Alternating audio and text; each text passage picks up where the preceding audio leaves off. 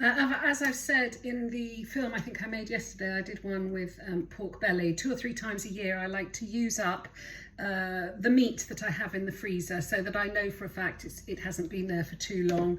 So I found lurking in the freezer today, I had, it's just over 1 kilo of beef cheek. I want a curry. I am not sure how the curry is going to develop. I am going to use things like lemongrass and kaffir lime leaves and coconut. So I will now share the recipe as it grows, and then obviously, as always, I'll do the film and then I will write the recipe and you'll have all the ingredients on the condition it tastes nice.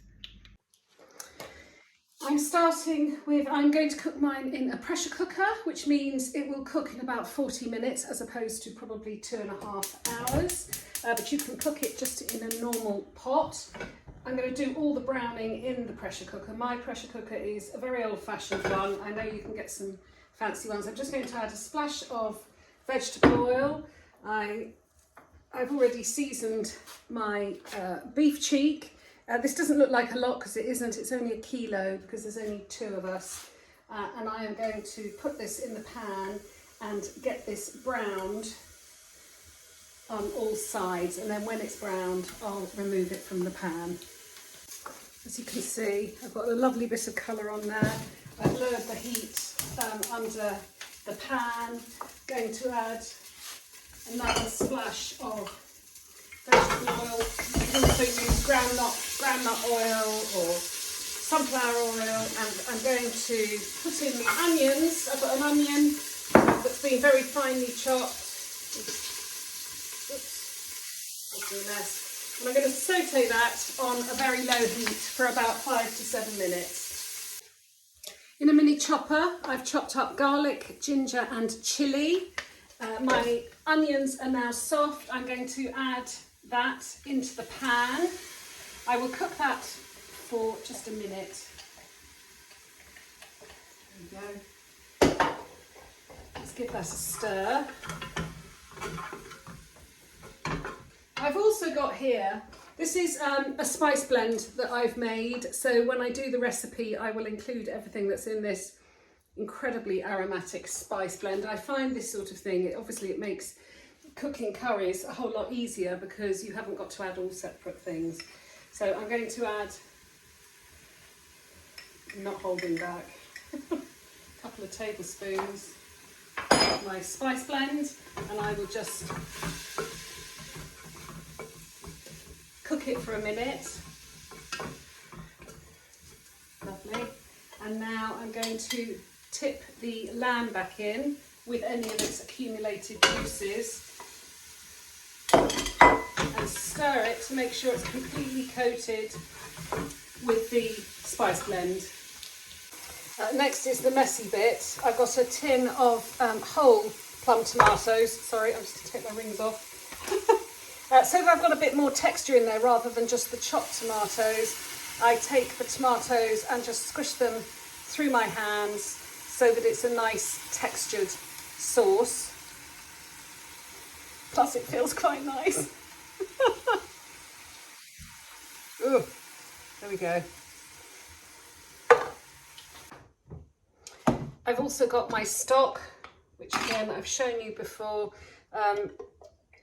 I'm going to pour it into the tin, give it a swirl, because that way it's going to pick up any bits of leftover tomato from the tin, almost all of it. Got some kaffir lime leaves. I've got a couple of bashed lemongrass. There you go. Oh, don't wear white when cooking. I'm going to now, I'm pretty sure there's enough liquid in there. I'm going to cover this and cook it for 40 minutes. And I will put I'm going to put coconut milk in afterwards. Don't put coconut milk in before because it doesn't particularly like to be cooked in a fierce heat. And so I'm just going to cook the beef first. Sorry, I'm rambling because I'm thinking as I'm speaking. The pressure is released naturally. I mean, pressure cooker won't let you get in if it's still under pressure. And there's a thing here, if I push this forwards, it will release any pressure that's left. So I know that it's done Ooh. Oh my God, that smells amazing. It's going to be super, super hot, but I'm desperate to taste it. Just a tiny bit of sauce. It's not finished yet. We've got some more bits to go in. Put it on a nice cold spoon. Oh, that's spicy. Luckily there's some coconut milk to go in. So you want the nice thick coconut milk. You know, sometimes coconut milk, here we are. So I'm taking all the nice creamy stuff off the top, and I'm going to leave the watery stuff. I don't need that. I just want the creamy stuff. Can you see there's sort of watery stuff sort of on that side, which we don't need. I'll give that a stir. That can help a bit with the heat.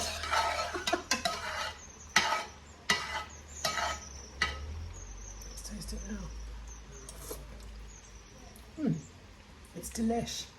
It's still really hot. Never mind, once I put it on rice, it'll be fine.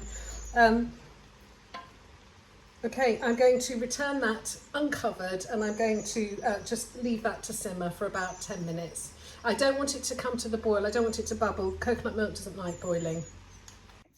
Just thought I'd talk you through the finish. So this has been just warmed because I made it earlier.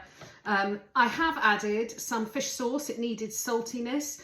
If you don't want to use fish sauce, you can either use soy or probably salt would be better. I've also got some lime because it needs a little bit of acidity as well. So once I've served it, I'm going to put a squeeze of lime on. We're going to have it just with my plain rice. If you haven't seen the film already, the way I cook my standard just steamed rice is I don't measure the water out. I do a couple of handfuls of rice for 2 people. It's approximately 125 grams for 2 people or whatever. I boil it in plenty of salted water for 10 minutes. Then I drain it into a colander, and then I put a splash of water into this pan and a lid, and I steam it for another 8 minutes, and it always cooks it perfectly.